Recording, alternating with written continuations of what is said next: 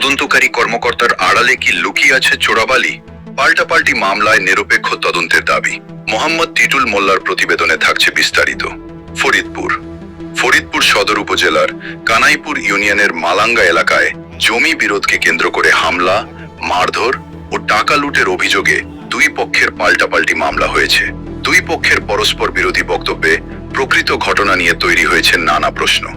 সংশ্লিষ্ট পরিবারগুলোর দাবি, ঘটনার সঠিক তথ্য উদ্ঘাটনে প্রয়োজন নিরপেক্ষ ও অধিকতর তদন্ত। এক পক্ষের অভিযোগ, গত 25 আগস্ট দুপুরে প্রতিপক্ষের লোকজন তাদের বাড়িতে প্রবেশ করে হামলা ও মারধর করে। এতে আল-আমিন সহ একই পরিবারের 3 জন আহত হন বলে দাবি করা হয়েছে। পরিবারের দাবি, আল-আমিন গুরুতর আহত হয়ে বর্তমানে ঢাকায় চিকিৎসাধীন রয়েছেন। একই ঘটনায় গরু কেনার জন্য রাখা 4,95,000 টাকা লুটের অভিযোগও করা হয়েছে। এই ঘটনায় কোতোয়ালি থানায় মামলা নম্বর 66 GR 634 দায়ের করা হয়েছে বলে জানা গেছে। আসামি পক্ষের বক্তব্য কি? তবে আসামি পক্ষ এসব অভিযোগ অস্বীকার করে ঘটনার ভিন্ন চিত্র তুলে ধরেছে। তাদের দাবি, তাদের একজনকে বাড়িটি থেকে গ্রেফতার দেখানো হলেও প্রকৃতপক্ষে তাকে কোথা থেকে আটক করা হয়েছিল তা থানার সিসিটিভি ফুটেজ পর্যালোচনা করলেই বিষয়টি স্পষ্ট হতে পারে। বিশেষ করে জিয়াউর তালুকদারের গ্রেফতারের স্থান ও সময় নিয়েও প্রশ্ন তুলেছে আসামি পক্ষ। তাদের আরো দাবি, ঘটনার প্রকৃত সত্য জানতে আহতদের চিকিৎসা নথি, এক্স-রে রিপোর্ট, হাসপাতালের রেকর্ড, প্রত্যক্ষদর্শীদের বক্তব্য এবং থানার সিসিটিভি ফুটেজ গুরুত্বের সঙ্গে যাচাই করা প্রয়োজন। দুই মামলা নিয়ে প্রশ্ন এদিকে।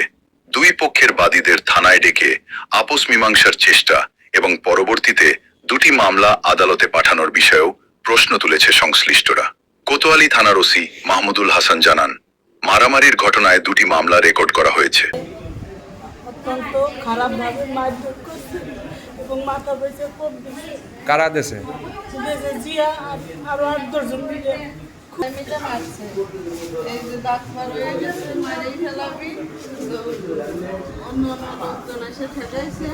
নাহলে আমার দেবরের মাথা ফাটা ফেলা দিচ্ছে, তারা 2-3 দিন দিয়ে জিয়া তালুকদারের সাথে ভেজাল। হ্যাঁ জিয়া তালুকদারের লোকজন নিয়ে রামদাও ঠান্দাও নিয়ে আসে হ্যাঁ হ্যাঁ আমার 2 সাল বাড়ির ভিতরে।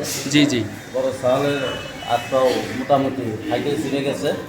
আর এই সালের কাছে তা আসলে 5 লাখ। এটা যে কুবাইয়া আছে না, রুগী বড় সাল ওর অবস্থাতে আছে। হ্যাঁ, তারপরে এই যে আমরা এই যে নিয়ে এসেছি।